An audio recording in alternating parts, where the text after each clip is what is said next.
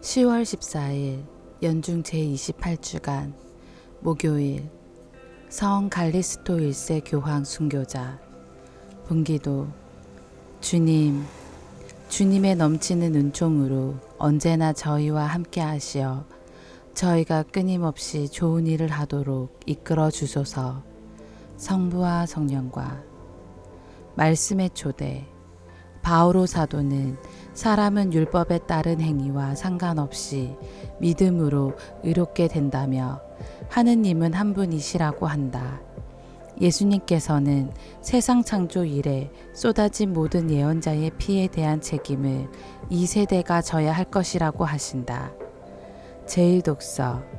사람은 율법에 따른 행위와 상관없이 믿음으로 의롭게 됩니다. 사도 바오로의 로마서 말씀입니다. 형제 여러분, 이제는 율법과 상관없이 하느님의 의로움이 나타났습니다.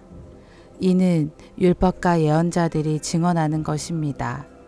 예수 그리스도에 대한 믿음을 통하여 오는 하느님의 의로움은 믿는 모든 이를 위한 것입니다.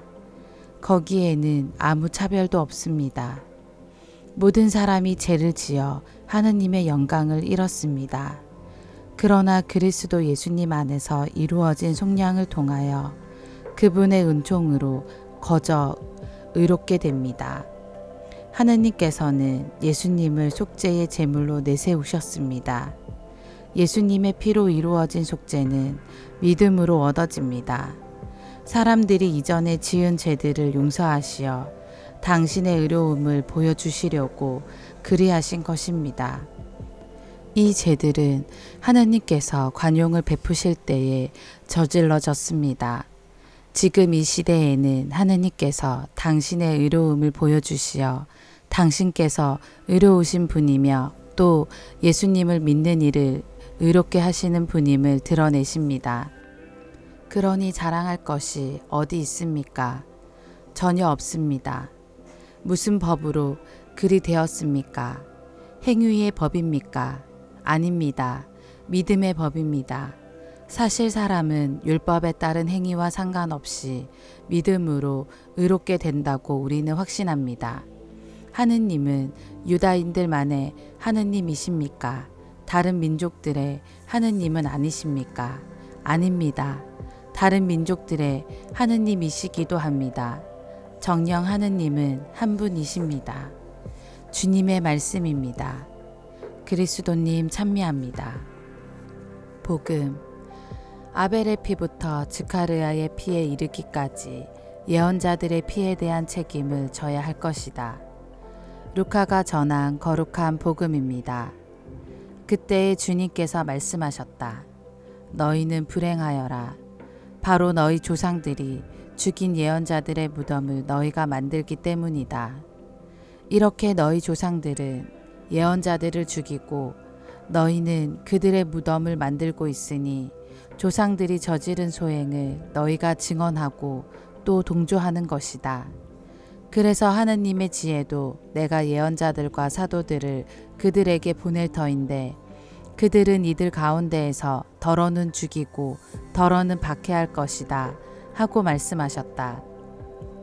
그러니 세상 창조 이래 쏟아진 모든 예언자의 피에 대한 책임을 이 세대가 져야 할 것이다. 아벨의 피부터 제단과 성소 사이에서 죽어간 지카르야의 피에 이르기까지 그렇게 해야 할 것이다. 그렇다. 내가 너희에게 말한다. 이 세대가 그 책임을 져야 할 것이다. 불행하여라. 너희 율법 교사들아. 너희가 지식의 열쇠를 치워버리고서 너희 자신들도 들어가지 않고 또 들어가려는 이들도 막아버렸기 때문이다. 예수님께서 그 집을 나오시자 율법학자들과 바리사이들은 독한 앙심을 품고 많은 질문으로 그분을 몰아대기 시작하였다. 예수님의 입에서 나오는 말씀으로 그분을 올가매려고 노렸던 것이다. 주님의 말씀입니다. 그리스도님 찬미합니다. 오늘의 묵상. 지난 화요일 복음에서는 어떤 바리사이가 예수님을 식사에 초대하였습니다. 그리고 그 식사 자리에서 들려주신 예수님의 말씀이 오늘 복음까지 이어집니다.